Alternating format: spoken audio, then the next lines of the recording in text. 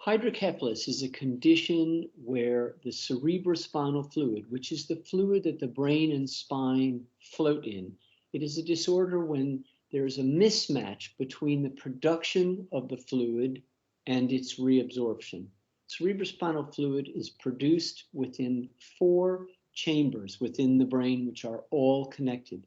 Those 4 chambers are called ventricles, just like ventricles in the heart, and the CSF, cerebrospinal fluid, flows through those chambers and then gets reabsorbed. If something blocks one of those chambers, then the fluid starts to build up above the blockage and the ventricle will start to expand. And at some point, if that blockage is not removed, that fluid chamber will start to compress the surrounding brain and cause symptoms. The causes of hydrocephalus are many.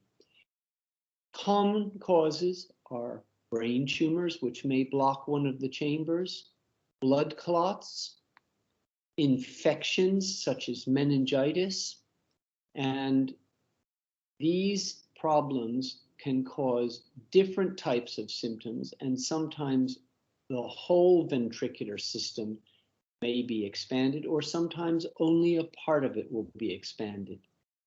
Now, when we have a patient with hydrocephalus, the symptoms may vary.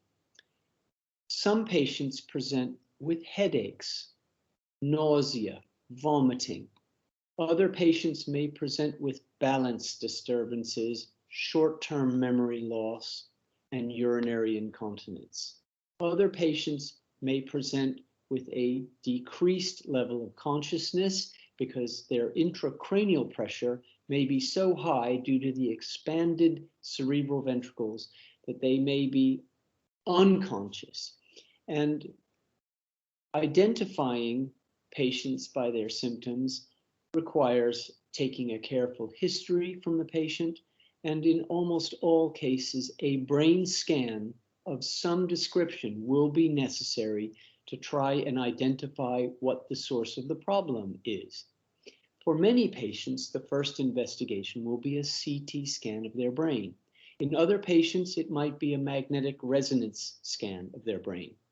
But once that's been done, the patient needs to see a neurosurgeon to discuss how the patient may be managed.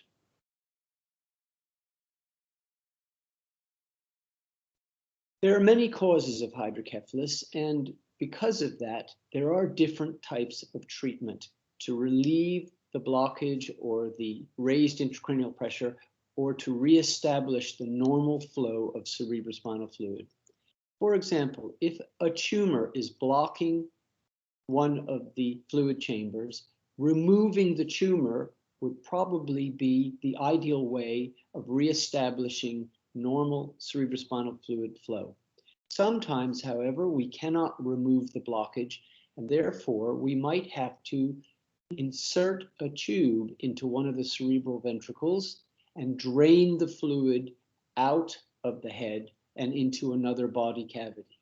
The usual, or perhaps most common way of doing this is by inserting something called a ventriculoperitoneal shunt, where a tube is put into the fluid chamber, is drained under the skin and down into the abdominal cavity where the fluid can be reabsorbed. There are even newer techniques where an endoscope, a small telescope, can be put into one of the fluid chambers and an opening can be created to allow the fluid to flow around the blocked segment.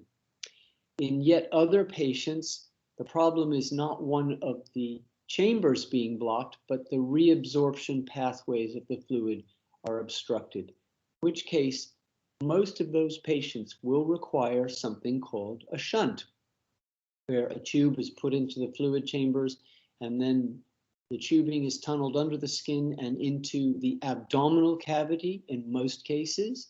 Some patients will have a shunt that goes between the head and the heart.